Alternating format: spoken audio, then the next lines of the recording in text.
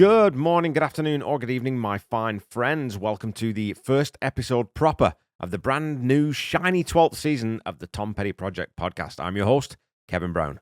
This is the weekly podcast that digs into the entire Tom Petty catalogue, song by song, album by album, and includes conversations with musicians, fans, and people connected with Tom along the way.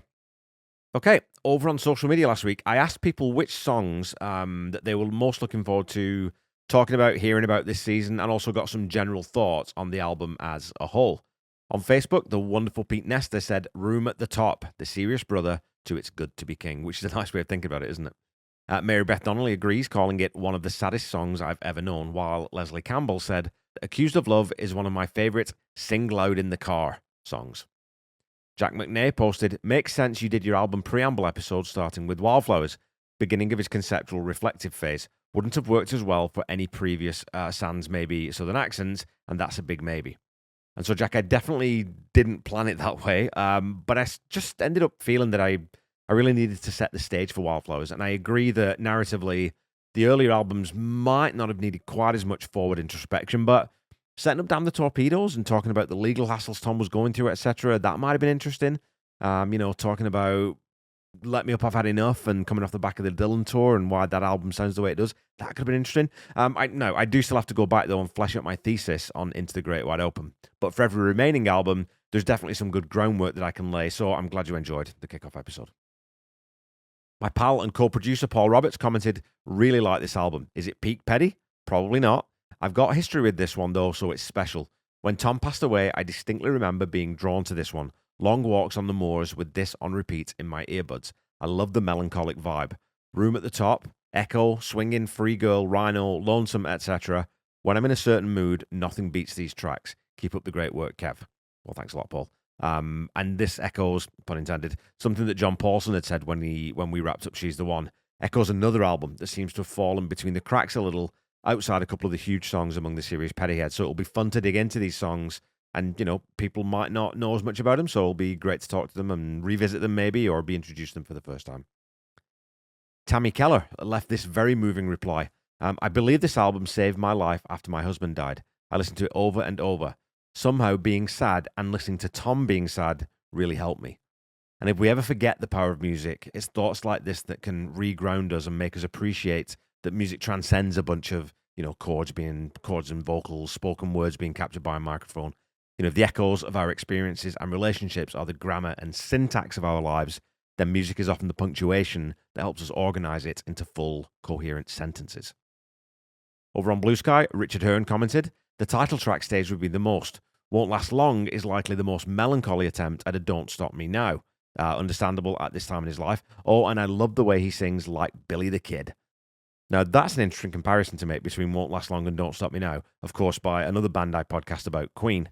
And I'll definitely give that some thought, Rich, and circle back to it when I cover that song. I should say, too, that you should all check out Paragraph Planet, which is Richard's website. It's a site that publishes a 75-word story/poem/paragraph every day.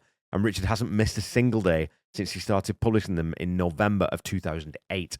So that's getting close to 6,000 75-word paragraphs on that site.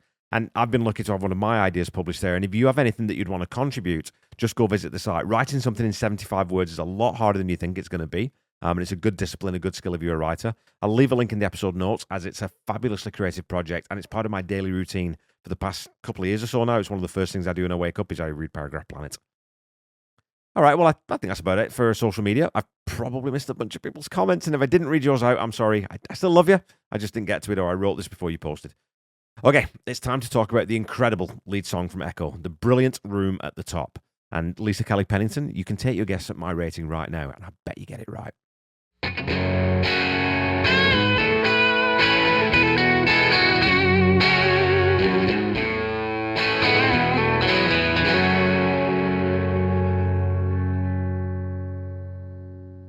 Okay, before we start, I have a little Echo-based joke for you. And I say Echo-based, it's a bit of a tenuous link, but it's about bats who use echolocation, so I'm going to say it's relevant. Anyway, two vampire bats wake up from their nap, and one says to the other, "You know what, I'm hungry, I'm going to go get something to eat." And his pal says, "Okay, I'm just going to hang out here." So off the bat goes. And he's gone for about half an hour, and when he returns, his mouth and his chin and his nose are all covered in blood, and his pal says, "Oh, man, it looks like you're at the jackpot. Where'd you find the motherlode?" And the bat replies, "Well, you know where the old bell tower is down in the town?" And his friend says, "Yeah." And he says, "Well, you know, if you go east from there and past the old watermill down by the river?" And his pal says, "Yeah." And he says, "Okay, if you hang a right there and, you go down that little culvert that runs alongside the cemetery, you know what I mean?" And his pal says, "Yeah." And he says, "And then right when you head up out of the culvert at the end, you see that big oak tree?" And his pal says, "Yeah." And he says, "Well, I didn't." Look, I like that joke. Don't at me. And I've probably lost half of you with that one, but we'll plow on regardless. In Conversations with Tom Petty, author Paul Zollo asks Tom, "You wrote that on piano?" To which responds, "Yeah, in the only key I'm really good at the piano, C." Actually, I've been playing the music to that song on piano for about 100 years, and I never knew it. I'd go in and sit down at the piano, and I would just start noodling that music to Room at the Top, those chords. And I was going to write songs with Jeff Lynne one day, and he said, "Do you want to do that one?" And I said, "What one?" And he said, "The one you keep playing on the piano." And I wasn't aware that I was playing anything. I said, "That's not a song, I'm just moving around chords." And he said, "No, you kind of do the same thing every time." And I think that every musician has those little patterns and licks that their hands fall into every time they pick up, or sit down at their instrument. For the longest time, the thing I'd always play to warm up when I sat down at the keyboard or the piano was "Don't Let Him Steal Your Heart Away" by Phil Collins. There's something about that pedal point descending progression in that song that feels good to play and it gets the fingers moving. So any of you musicians out there, let me know in the comments, what songs do you usually sort of default to when you pick up a guitar or you sit down at the piano? Is there something that you tend to play more often than not, that just to get your hands moving and get yourself into the mood? Anyway, let's kick into the song. Room at the Top starts with a very simple, clean acoustic guitar in the left channel with an organ part mixed down the middle going through a Leslie speaker, which is that, that wonderful warm tremolo tone you get there. And I think there's also a second guitar there in the mix into that middle channel, just playing the chords. So it's really blended into the keyboard bit, so it's a little hard to tell exactly what's being played. And straight away, there's a moment in this song that I absolutely adore. And it's one of those blink and you'll miss it things. At the very end of the 4-bar intro, you get an absolutely gorgeous little 3-note descending run playing. It's playing a broken F5 sus2 chord. A bit fancy, right? But all that means is it's the notes F, G, and C of the chord, but they're played in reverse. So the C, G, and F, it goes down. And it's funny, I've never noticed this before, but Foo Fighters' song "I'm a River" uses this exact motif in the intro to that song. And not that I think it's stolen or lifted or anything, but it could be that lick stuck in Dave Grohl's brain and found its way out through his fingers 15 years later. So it's just a really nice little 3-note turnaround from Benmont to move from this intro into the first verse. So that verse begins with Tom singing in a very mournful tone that's pulled right back into his throat. He's holding back all the power and all the strength that his vocal has to make sure the opening lines are emotionally rich. And through this first verse, I don't, or certainly didn't find anything melancholic about the lyric at all. It's only later when Tom finally resolves everything for us that we can retrospectively look back at this first verse as a wry observation about, appearances. Musically, we build throughout this verse with Benmont's Leslie-soaked keyboard accents being eventually joined by a delicate kick drum and, just a closed hi-hat and an eventual brush snare from Steve Ferrone, and then Howie Epstein's subdued bass. It's a very low-key opener for a rock and roll record, and I suspect it was chosen as the lead track to ensure that the undercurrent of desperation and sadness is established early for this record. As the chorus starts, the arrangement changes a little to have a little bit more space. That tremulous organ is replaced by some volume-swelled guitar in the right channel, along with a mellow organ tone with the Leslie removed. And here we also get Tom doubling his vocal. And I don't think this is Howie Epstein singing that harmony vocal. I think that given the emotional space this song is in, it makes far more sense to have Tom doubling himself at this point anyway. And the vocal is only doubled on the second of the 3 times Tom sings, "I Got a Room at the Top of the World Tonight." The fact that the chorus ends with the line, "and I ain't coming down," gives a dizzying height to the sentiment. When you take the line in the context of the entire song, it clamps Tom into that isolation that he's feeling. It's not that he doesn't want to come down, it's almost that something is holding him and preventing him from doing that. And in Conversations with Tom Petty, Paul Zollo says, "Room at the Top is a compelling song about being solitary, cut off from the world. Was that how you felt at the time?" To which Tom responds, "Yeah, I think that pretty much sums up where I was at the time. It's still hard for me to listen to." And given where Tom was at emotionally and even physically during the making of this album, you can see why it would be hard to listen to. The fact that such an extraordinary song was played live only 39 times, all during the tour for this album and never again, reinforces that this was almost more about catharsis and just sort of venting all this emotion rather than simply putting together melody and form. In the space between the repeat of that last line, I ain't coming down, we get that oscillating keyboard again in the right channel and an organ down the middle, the latter of which is mixed so as to sound miles away, almost like it's down at the bottom of whatever tower Tom is trapped in, calling and reaching out to him from the bass. So a minute and a half into this song, I suspect that every single person who listened to this the first time would not have anticipated the sonic curveball that's pitched at us with such seismic precision. 2 hits on the snare, 1 on the floor tom, and that signals a change in temperature and attitude musically as Mike Campbell's aggressive, distorted guitar comes in to join Howie Epstein's rumbling bass and change the entire feel of the piece in an instant. Tom tells Paul Zollo that was really Rick's idea, Rick Rubin, their co-producer, and so Rick and Mike tried this guitar and we all got really excited. It sounded great. So we went back and changed the bass line through there and added a couple of other things. I think the piano, just to accommodate the heavy chords, and then we had a whole different record. And underneath that upfront guitar, down low in the background, you have it's almost like a low guitar playing palm muted, distorted fifths. And from the book, I think that's probably Scott Thurston. But that's joined and dominated by Benmont really hitting those low bass eighth notes on the piano that Tom was talking about. And when we talk about dynamics in music, this is exactly what we mean. Nirvana, by way of the Pixies, made a lot of heavy use of loud, soft, loud in song structure in a different way to this. But the change in volume and intensity just elevates everything to a different plane. This beautiful ballad suddenly takes on the crackling energy of a desperate cry for help. The sardonic lilt of, I got someone who loves me tonight, I got over $1,000 in the bank and I'm all right, has a brashness to it it's all bravado and no actual honesty. It's a brilliant change-up from the opening stanza and a brilliant idea from non-musician Rick Rubin to attempt something this bold on a song like this. We again hear a fantastic high harmony from Tom on the repeated line, look deep in the eyes of love, with Tom really stepping into that upper register on the last time he sings love to really remove any doubt that there's a dark cloud hanging over the subject of this song. And after the line, find out what you were looking for, Mike Campbell lets those big fat chords really ring rather than cutting them short. As the song transitions back into the chorus, those open chords are augmented by some transitional notes while the piano and second guitar keep that driving rhythm pounding relentlessly forward with Steve Ferrone's incredibly forceful kick snare backbeat.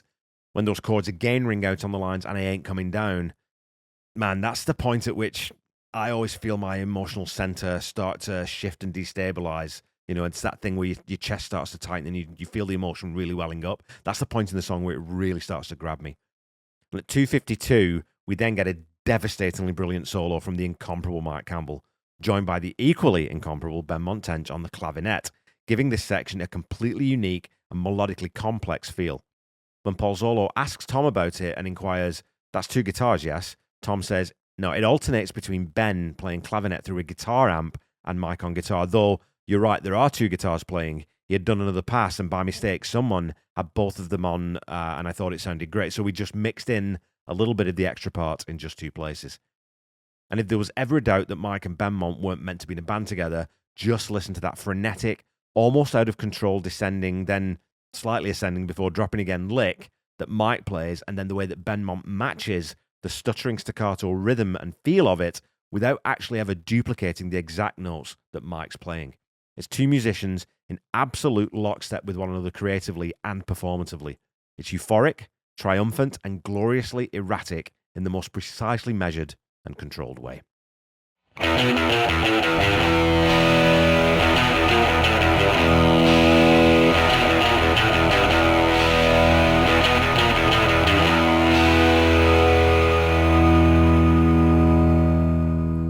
All right, folks, it's time for some petty trivia.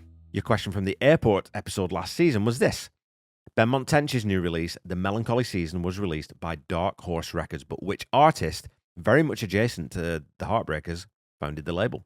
Was it A, Jeff Lynne, B, Johnny Cash, C, George Harrison, or D, Bob Dylan? Well, I won't mess around this week. The answer is Dark Horse Records, which was founded in 1974 by former Beatle and Wilbury, George Harrison. The label's formation coincided with the winding down of the Beatles' Apple Records and allowed George to continue supporting other artists' projects while maintaining his own solo career. The initial signings were Indian musician Ravi Shankar and Splinter, the duo Splinter, the latter of whom provided the label with its only significant commercial success until Harrison himself signed with Dark Horse in 1976. Apple was being wound down following, Harrison, John Lennon, and Ringo Starr severing ties with Beatles manager Alan Klein and looking for an avenue to continue supporting artists such as Ravi Shankar and Ronnie Spector. George and Ringo actually considered buying Apple in 1973 and running it themselves, but George was wary of the business complications associated with the label. In a 1975 interview with Melody Maker, George said, "It went crazy in the end, Apple, but it did give some good people an outlet. That's why I'm here now with Dark Horse Records. Apple didn't shake my faith that much. Good musicians are worth encouraging." Among the other artists who have released records on the label are Splinter, George himself, of course, as of 1976 when his contract with EMI expired, Cat Stevens, Leon Russell, Joe Strummer, and even, a bit later, quite recently, Billy Idol. Your question for this week is this. Echo reached number 10 on the Billboard chart, but which was the last Heartbreakers record to also hit the top 10? Was it A, Songs and Music from She's the One, B, Into the Great Wide Open, C, Let Me Up, I've Had Enough, or D, Southern Accents?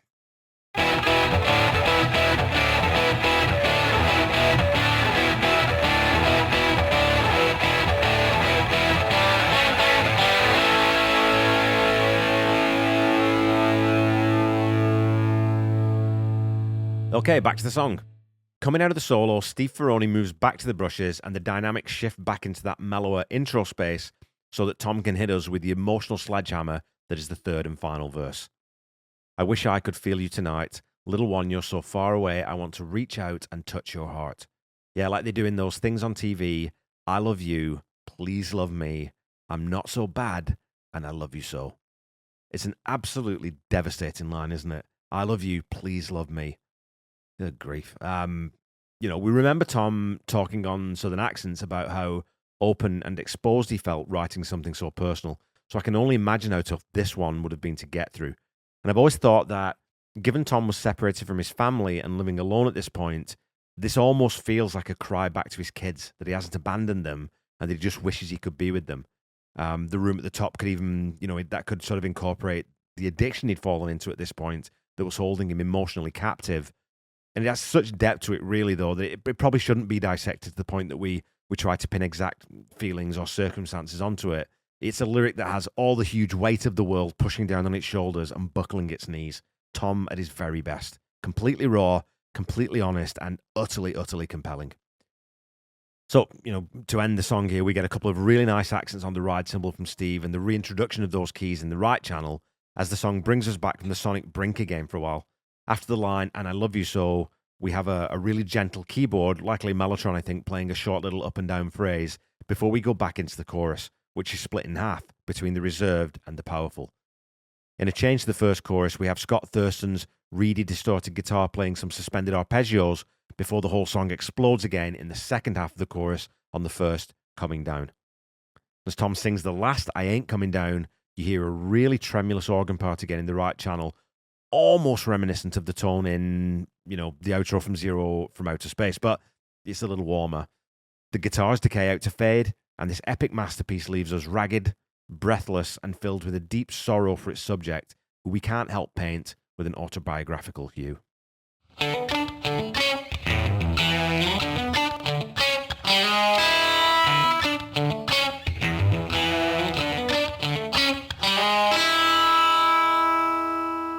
Okay, Pettyheads, that's it for this week.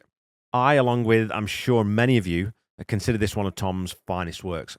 For me, it's an absolute masterpiece in songwriting, lyrical precision, and arrangement. And as Tom tells Paul Zollo, it was a great example of the Heartbreakers at work.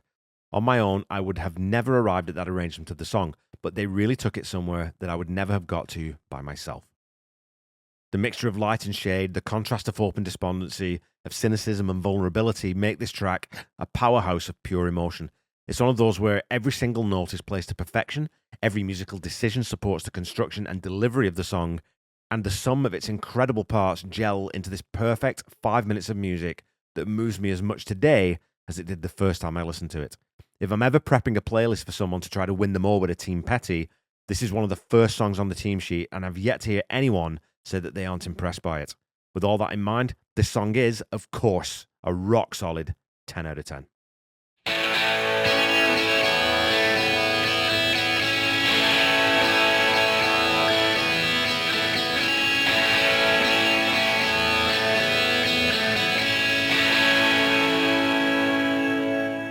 Tom Petty Project is a proud member of the Deep Dive Podcast Network. Go check us out at deepdivepodcastnetwork.com. You can also check out my other podcast, Seaside Pod Review, a Queen podcast that I do with my very best friend, Randy Woods, who performs all the music that you hear in this podcast and also composed and performed the theme. And generally, you know what? Randy's A, a phenomenal musician, and B, an absolutely fantastic dude. You can also check out the Ultimate Catalog Clash that I co-host with my great pal, Corey Morissette. As of the time of recording, we actually just dropped Side A of She's So Unusual by Cyndi Lauper as we cover 10 albums from 1983. Go check that out. We're having a lot of fun over there. Don't forget to also follow me on Facebook, Instagram, Threads, or YouTube at The Tom Petty Project or Blue Sky at Tom Petty Project. Go follow, like, subscribe, do all those types of things, and do please leave a review or a rating if you haven't done that already. Keep talking to me on social media, and I will keep reading out as many of your comments as I can get to on the show. And as your weekly reminder, the Tom Petty Project is not affiliated with the Tom Petty Estate in any way. So when you're looking for Tom's music, please visit official streaming platforms, or even better, go to your local independent record seller to grab some physical media and support local business. If you're looking for official merchandise, go to store.tompetty.com. And if you're looking for merchandise for this show, go to store.tompettyproject.com. Don't forget to check out the Tom Petty Nation and Tom Petty Fans Forever groups on Facebook. And make sure you also check out Tom Petty Radio on Channel 31 on Sirius XM. Until we meet again next week, keep listening to and sharing Tom's music. Try to be kind. Try to say I love you to someone at least once a day. Stay safe and healthy, and I'll be back with you next week to talk about the second track from Echo, Counting on You. Bye-bye.